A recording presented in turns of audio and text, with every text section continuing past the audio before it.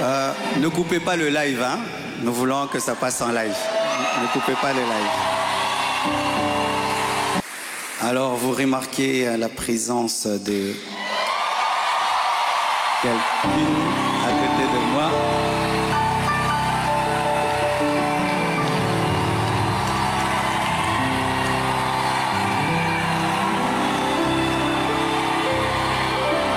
Amen.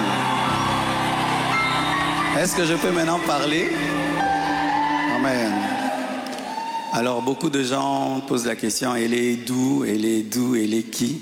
Même des gens me posent la question, même sur ses cheveux. Est-ce que ce sont ses vrais cheveux? Mais les Congolais, nous sommes graves, hein? Même les cheveux de quelqu'un, vous suivez.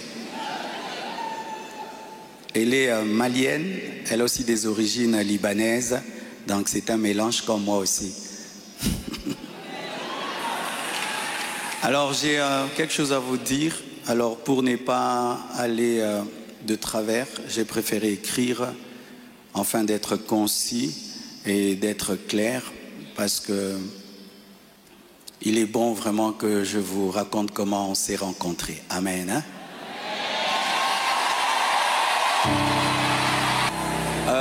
Est-ce qu'il y a quelqu'un qui parle en lingala? J'aimerais aussi que ceux qui parlent le lingala entendent. Qui interprète bien le lingala et qui est bien habillé?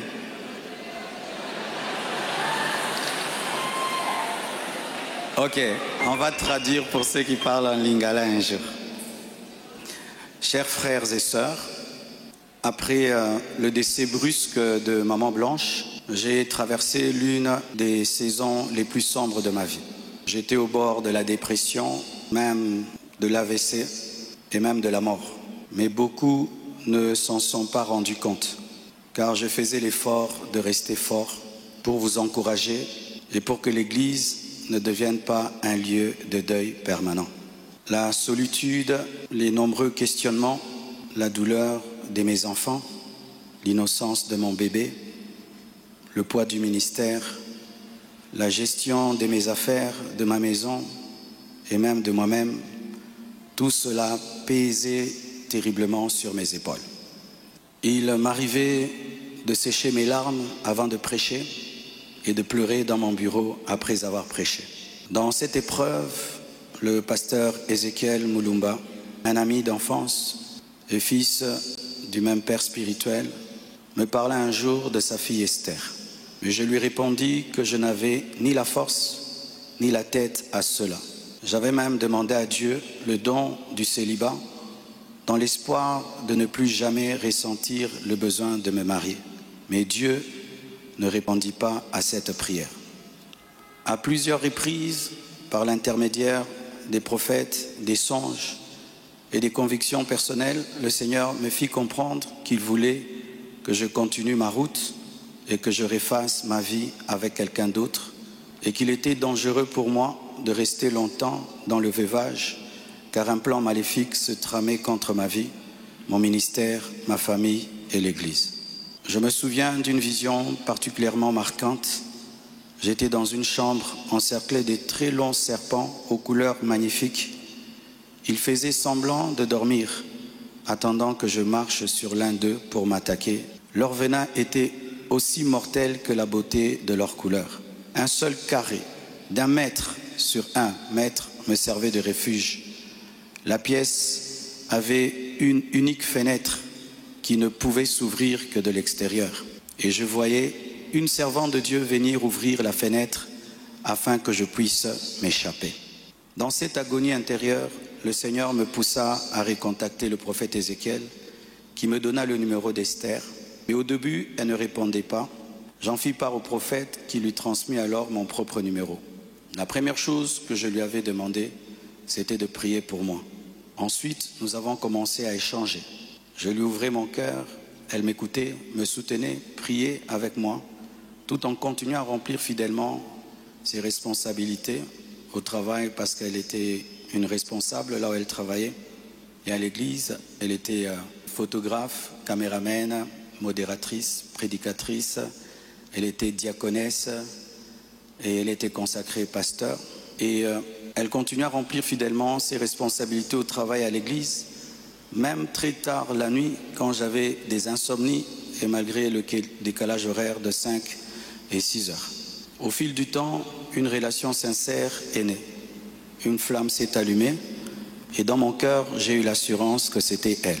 J'en ai parlé à son pasteur, à mes parents, à mes pères spirituels et à mes amis, afin de ne rien faire sans rédévabilité, conseil et prière des autres. Même mes enfants ont été associés. Ils ont souhaité la rencontrer, ce qui s'est fait selon le timing de Dieu à Bruxelles. Le Seigneur m'avait parlé d'une période d'1 an. Il ne l'a pas dit qu'à moi, mais à d'autres, y compris certains d'entre vous.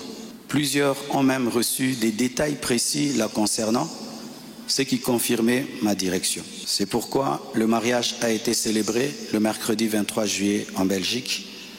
J'aurais aimé qu'il ait lieu à Kinshasa, mais cela aurait été trop coûteux et compliqué à organiser. Je comprends que certains aient été surpris ou même blessés par cette démarche qu'ils trouvent très rapide.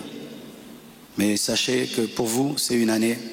Mais moi, j'ai senti que j'ai fait 3 ans, tellement que c'était terrible, mais je ne pouvais pas, sur cette chair, vous relater ma vie. Si cela vous a offensé, je vous présente mes excuses les plus sincères, mais sachez ceci. Le Seigneur s'est servi d'Esther pour que mes enfants, après avoir perdu leur mère, ne perdent pas leur père, pour que la compassion ait toujours un pasteur debout. Je l'aime profondément. Elle n'est pas venue pour effacer la mémoire de Maman Blanche, mais pour continuer l'œuvre, comme Élisée après Élie, avec humilité et soumission à Dieu. Priez pour elle, elle est étrangère, c'est sa première fois d'être au Congo. Elle a eu le baptême de 4 heures du temps d'embouteillage. Et aujourd'hui, Dieu a fait grâce, il fait froid. Je lui ai dit, tu sens le froid quand même? Elle a dit, mais c'est climatisé. J'ai dit, non, c'est le vent. Priez pour elle, portez-la dans vos cœurs, comme vous m'avez toujours porté dans les vôtres. Demeurez en paix et continuez à prier pour nous, pour toutes ces certaines choses que vous entendez. Je vais clarifier ça progressivement, avec le temps de Dieu, dans l'amour, dans le pardon, et dans la sagesse sans rancune. Et merci de tout cœur et que Dieu vous bénisse abondamment pour votre soutien. Vous avez prouvé au monde que vous êtes une église mature. Vous avez prouvé au monde que vous êtes une église enracinée. Vous avez prouvé au monde que votre foi est fondée sur Jésus. Vous avez prouvé au monde que vous êtes une église 4x4, une armée de Dieu. Des fois, j'ai dit à Dieu, tu as beaucoup de serviteurs, pourquoi tout ça c'est moi? Il y a beaucoup d'églises au Congo, pourquoi la compassion, la pluie, les écrans qui tombent sur les gens? Mais nous avons une grande destinée. Un jour, nous comprendrons pourquoi tout ça.